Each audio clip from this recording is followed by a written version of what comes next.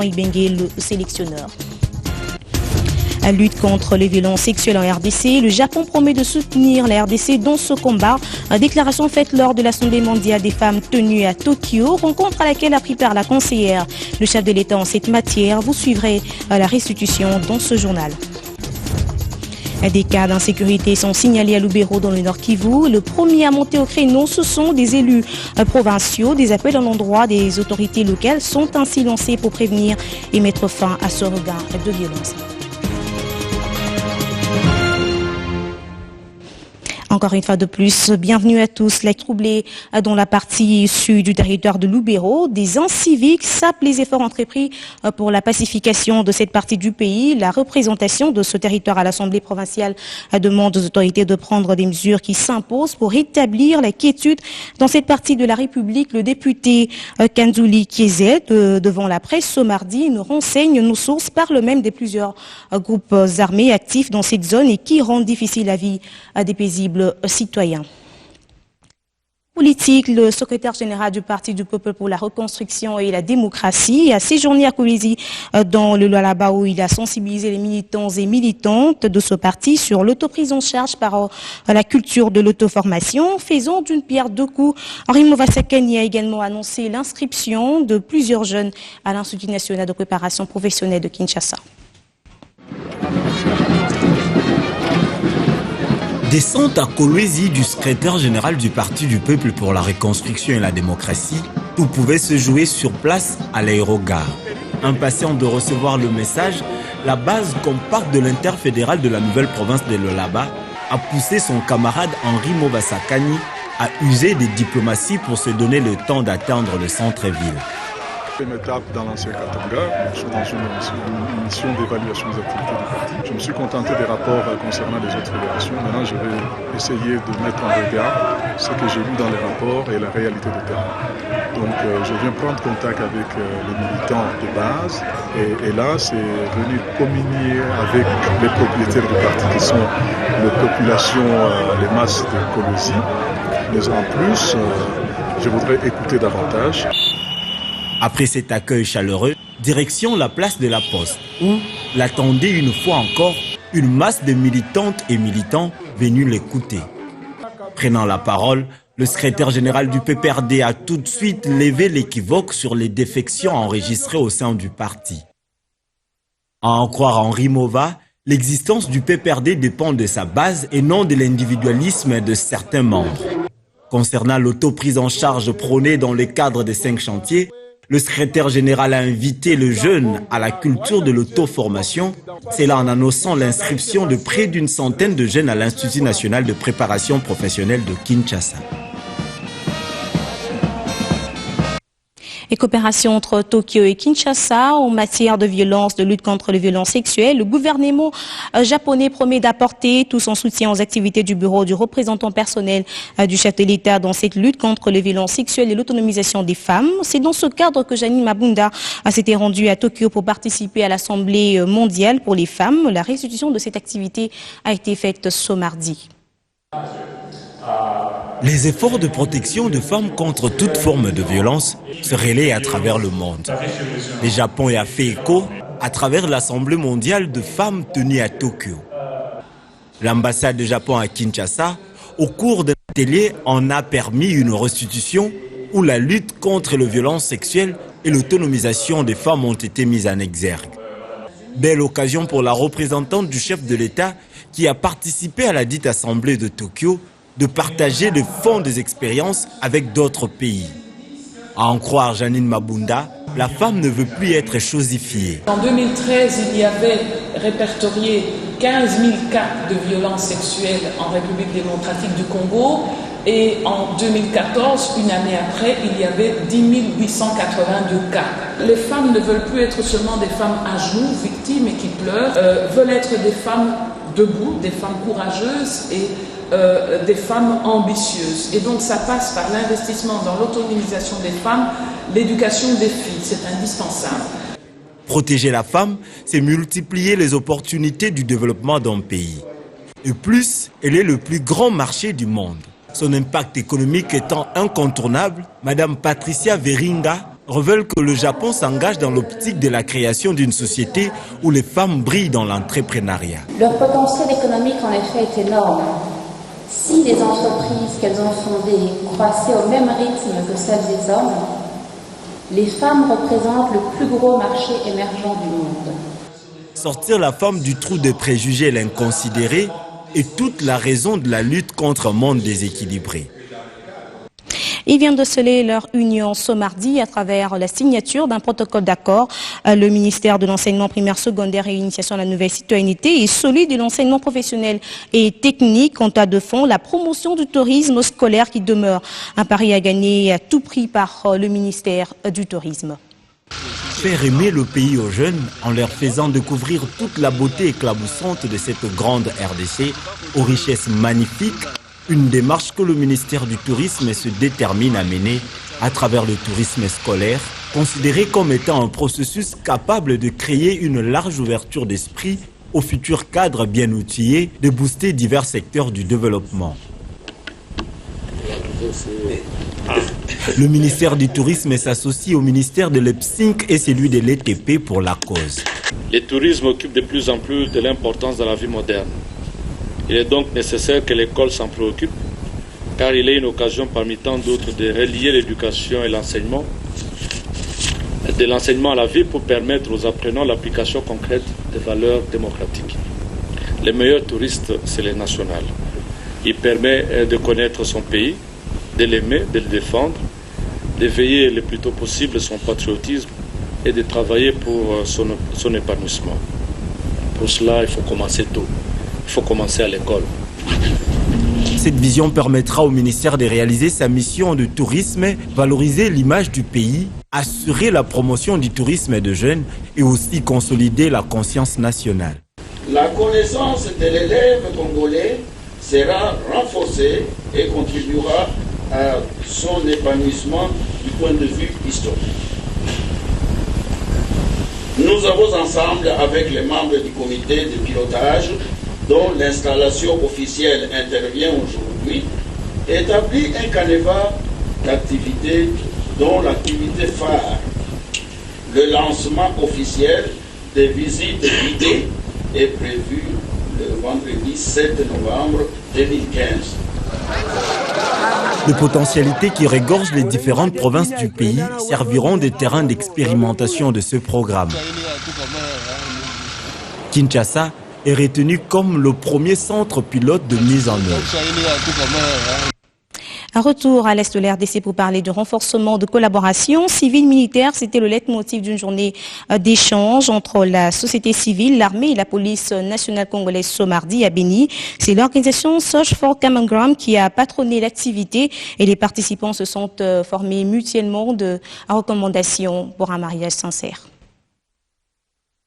Durant une demi-journée, les participants ont saisi cette occasion pour se dire réciproquement des vérités accablantes sans tabou. Une réjouissance pour Isaac Moutele, chargé de mise en activité du programme d'appui à la réforme du secteur de sécurité mise en œuvre par Search Common Ground. J'ai apprécié ces discussions entre les civils, les militaires et également les policiers qui ont eu quand même l'occasion de se dire certaines vérités et d'avoir au moins des opportunités de collaboration. L'objectif, c'est de renforcer la collaboration ou les relations de confiance entre les forces de sécurité et aussi les populations civiles. Les accusations ont été de part et d'autre, affirme le lieutenant-colonel Mouima Boussanga, directeur des régions du service d'éducation civique patriotique et d'action sociale. Les accusations étaient de part et d'autre. Je crois qu'ils sont conscients, les uns ce qu'ils font, les autres aussi, et que ils vont harmoniser davantage parce que d'emblée on ne peut pas refuser des reproches. Au contraire, on doit essayer de les améliorer positivement pour qu'on puisse parler d'une franche collaboration. Et il nous reste de descendre vers Lubero,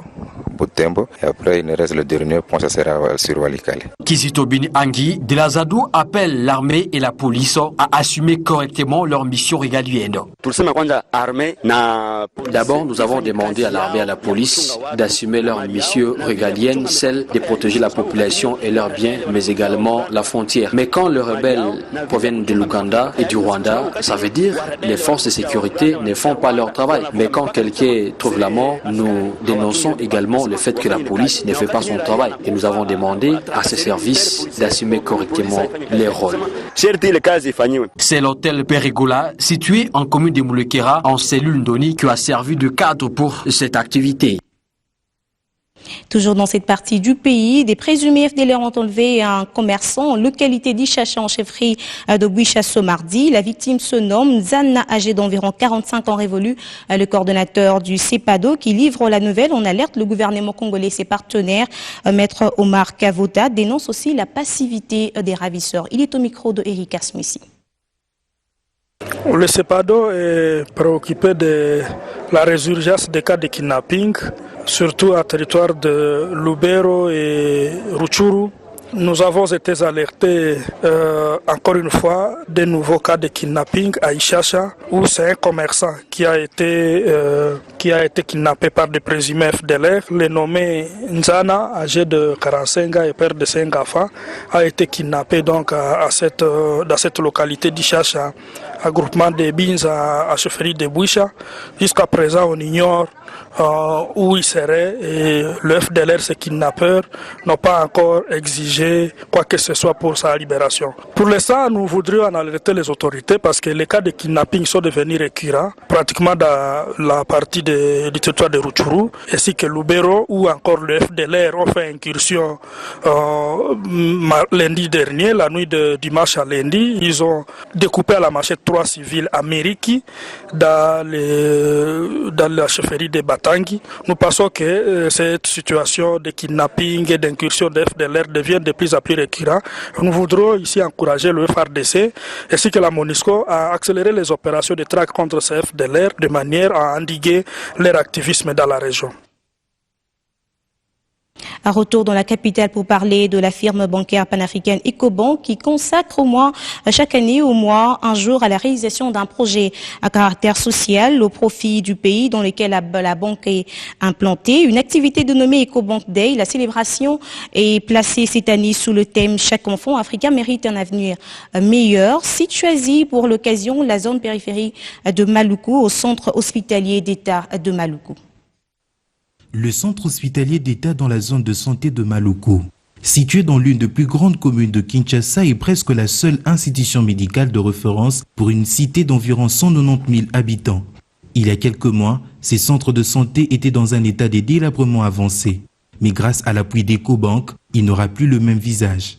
La firme bancaire panafricaine s'engage à rendre cet hôpital viable et à même de prendre en charge ses patients. Il est vrai que les pouvoirs publics ont fait des efforts pour essayer d'améliorer l'environnement sanitaire et l'environnement médical de notre pays. Mais nous devons, à titre privé, encourager et supporter avec le soutien qui est nécessaire l'action gouvernementale. Ecobank Day, une célébration visant donc à contribuer au bien-être communautaire. Un motif de joie pour les bénéficiaires. Un grand merci à cette équipe d'Ecobank. Ce don, oui, ça va nous aider à mieux prendre en charge notre communauté, dans ce sens qu'ils ont commencé par réhabiliter certains bâtiments. Donc ça améliore les conditions d'hébergement de nos malades dans les cadres de l'assainissement. Et d'autre part, nous avons reçu aussi un don en médicaments.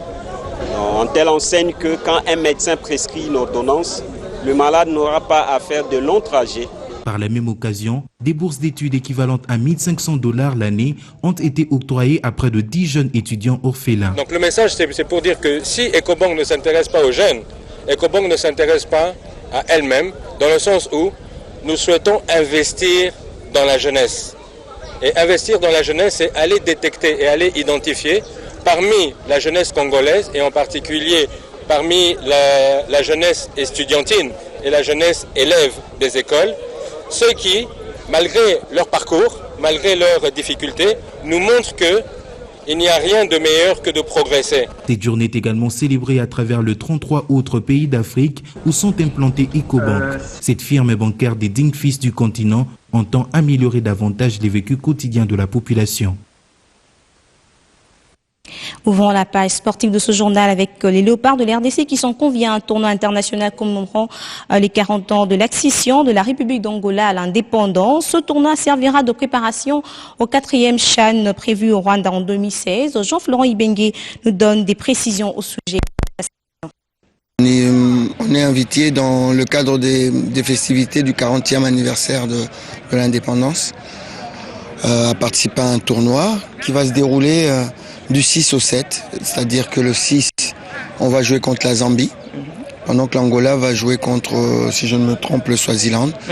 Et puis le 7, les vainqueurs se rencontrent et les perdants se rencontrent. Donc on a 2 matchs à faire avec les locaux, donc ça tombe très bien. Et pour ce faire, vous aurez bien entendu besoin d'une équipe prête, capable de défendre valablement la RDC à ces tournois, n'est-ce pas ? On est en train de se préparer, évidemment ce sont des matchs internationaux et quand on rentre sur le terrain, vous me connaissez aussi, même un match amical, j'ai envie de le gagner. Mais ce sont des matchs, c'est une opportunité extraordinaire qu'on a pour préparer cette équipe qui s'est qualifiée sans malheureusement jouer pour la phase finale du CHAN au Rwanda. Donc après ce match-là, on va revenir chacun dans son club et pour jouer la Lina Foot ou les autres championnats du pays. Et pour rester très compétitif. Puis après, il y aura un regroupement le 26 ou le 27 décembre à Goma pour préparer justement ce CHAN, avec un groupe beaucoup plus étoffé. Je vais étoffer un groupe par rapport à ce stage de préparation. Et de ce groupe-là sortiront les 23 qui iront défendre la République démocratique du Congo au Rwanda, qu'on rejoindra le 12 janvier. Vous avez eu raison de signaler, il y a aussi le match pour la qualification pour entrer dans la phase des poules pour la Coupe du Monde. Notre adversaire, c'est le Burundi, qu'on va jouer le 12 à Bujumbura et le 15 ici au Stade des Martyrs. Donc le groupe 1 va se faire le 9. Donc on va jouer en Angola avec le CHAN le 6 et le 7. Et le 9, on va s'occuper du regroupement ici pour la Coupe du Monde. Et toujours en sport, V-Club SA a repris les commandes du site ouest de la Lina Foot. Les Dauphins Noirs ont bien entamé la compétition face à Nord Sport, 6-0 pour V-Club et ont subi un coup de frein avec des nuls répétés. Les Verts et Noirs ont pris du poil de la bête au cours des dernières rencontres, notamment face à RCK MK Rogelou. Jean-Florent Ibengue, encore une fois de plus, au micro de Belinda Odia. Après 7 matchs joués depuis le début du championnat de la Ligue nationale de football, V-Club du général Gabriel Amissi s'est vite refait la santé en prenant provisoirement la tête du classement partiel avec 16 points. Pourtant, les hommes de Florent Ibengue ont timidement abordé cette compétition avec 2 nuls concédés devant respectivement l'AS Vutuka du Bondundu et Shark 11 de Kinshasa et sans compter la défaite lui infligée par son rival, le Daring Club Motema Pembe. Mais qu'est-ce qui justifie justement la montée en puissance du team vert et noir de la capitale? Non, on n'a pas très mal démarré le championnat. On a bien démarré le championnat en gagnant 6-0 contre Nord Sport. Ensuite, il y a eu ce match à Vutuka. Je l'ai dit, moi je suis toujours resté serein. Je l'ai dit que c'était compliqué de jouer sur ce terrain. Bon, beaucoup ne m'ont pas cru. Et je l'avais dit que ça sera difficile pour tout un chacun d'aller chercher des points là-bas. Alors bon, ma parole a été un petit peu mise en doute parce que Shark a gagné là-bas. Mais le DSMP qui caracolait en tête à ce moment-là s'est fait accrocher là-bas. Et ils ne seront pas les seuls, comme nous. Ça sera compliqué. Nous, on a eu la possibilité le bonheur de récupérer 3 points sur tapis vert parce qu'ils avaient aligné des joueurs qui n'étaient pas qualifiés. Ensuite, on a joué ce match contre Shark. J'ai encore expliqué le pourquoi de cette contre-performance. On a eu un problème sur la route qui a fait qu'on s'est retrouvé sans énergie par rapport à ce match-là. Et malgré tout, on a quand même été suffisamment intelligent pour mettre à mal cette équipe de Shark qui est très forte, très, très costaude. Et ensuite, on a repris notre marche. On a perdu, évidemment, on a perdu contre le Daring, mais tout le monde a vu ce match contre le Daring. Je crois qu'on avait la maîtrise du match, mais comme ça arrive au niveau du football ce jour-là, on a perdu. Bravo au Daring. On a retrouvé l'efficacité offensive en même temps qu'on gardait notre solidité défensive. Je crois que toutes les équipes contre lesquelles on a joué, n'ont tiré qu'une ou deux fois au but, pendant qu'on avait beaucoup d'occasions. Donc on va continuer sur cette voie. Déjà, c'est mercredi au stade Tata Raphaël. Le vert et noir se mesureront avec tout capable Elima du Congo central, un adversaire que Florent Ibenge prend déjà très au sérieux. Je ne gagne jamais les matchs en avance. Les matchs ne sont jamais gagnés à l'avance. Il faut toujours les prendre le plus sérieusement du monde. C'est le respect de l'adversaire. L'adversaire fait la même chose que vous. Et je crois que quand vous minimisez l'adversaire, c'est la meilleure manière de perdre. Donc demain, il ne faudra pas penser que Elima, ça sera ça sera du menu fretin. Non, ça sera une équipe face à nous qu'il faudra battre. Veclab voudrait bien jouer la première place d'ici la fin de ces tours qualificatifs avec un seul objectif cette saison, conserver son titre acquis lors de la dernière édition. Et puis ce dossier avant de nous séparer, les violences sexuelles, on en parle encore dans ce journal. Le gouvernement intensifie la lutte contre ce fléau, un combat mené en collaboration avec de nombreux partenaires. À Buhandahanda, un village situé dans le sud Kivu, des femmes nous partagent ici leurs témoignages. Les violences sexuelles, une pratique récurrente dans le village de Buhandahanda dans le sud Kivu. Des victimes se comptent, comme cette jeune fille de 13 ans, fortement traumatisée par 2 actes de viol perpétrés sur sa personne au mois de mars pour une première fois et au mois de juillet pour une seconde fois. J'ai été abusée à l'âge de 12 ans. Nous étions avec mes frères et sœurs à la maison lorsque ces malfrats ont tenté de forcer la porte. Par peur, mon frère a ouvert la porte, ils se sont introduits dans la maison, ont pris tous nos biens et même nos provisions. Ensuite, l'un d'eux a commencé à me frapper avant de me violer. Si pour cette jeune fille, ses bourreaux se sont introduits dans sa case pour commettre ses abus, celle-ci par contre, l'acte de viol s'est effectué il y a 1 année sur le chemin du village. Un souvenir désastreux qu'elle essaye à peine de relater. Nous étions un groupe de 3 femmes venant du champ, accompagnées de 2 hommes pour nous sécuriser. Mais à mi-chemin, on a été interceptés par 2 autres hommes qui nous ont menacés. Ils ont blessé à la machette les hommes qui nous accompagnaient. Ils nous ont exigé de l'argent qu'on n'avait pas. Et comme j'étais la seule à faire la tête, ils m'ont déshabillée et m'ont violée. L'acte de viol, un fait à décrier à haute voix et qui nécessite une prise en charge des victimes des violences sexuelles. Heureusement pour les victimes de Buhandahanda, la prise en charge est existante et il est conseillé aux femmes victimes de viol de se présenter auprès du personnel médical 72 heures au plus tard après les faits pour un examen médical réussi. Les cas qui arrivent dans l'intervalle de 72 heures, nous donnons les médicaments, les kits PEP. Les kits PEP là qui contient les médicaments nécessaires. Il y a les tests de grossesse, il y a les tests de termine, il y a les diophiles, l'azithromycine, ainsi de suite. Au-delà des efforts de la communauté ainsi que des partenaires au développement qui luttent contre les violences faites à l'égard des femmes, le gouvernement s'attelle également à lutter contre ce fléau, notamment à travers la campagne J'ai dénonce lancée il y a peu sur toute l'étendue du pays. Pour le moment, nous sommes en train de jouer sur 2 axes. Nous jouons sur la prévention et nous jouons aussi sur la lutte contre l'impunité. Mais tout en n'oubliant pas la prise en charge des cas incidents. Maintenant, pour ce qui concerne la prévention, je voudrais vous dire que dans la province du Sud Kivu, on a mis en place un comité de lutte contre les violences sexuelles qui fonctionne très bien. Nous avons lancé la campagne Non au viol, briser le silence. Et tout ça, ça fait partie de ces stratégies. Je dénonce une campagne qui peut donc être considérée comme une alternative à la lutte contre les violences sexuelles et basée sur le genre en République démocratique du Congo. C'est par ce dossier que nous bouclons complètement cette édition d'actualité. L'information se poursuit au www.bonetv.com. Je vous retrouve tantôt avec le même plaisir solide de vous informer, bien sûr.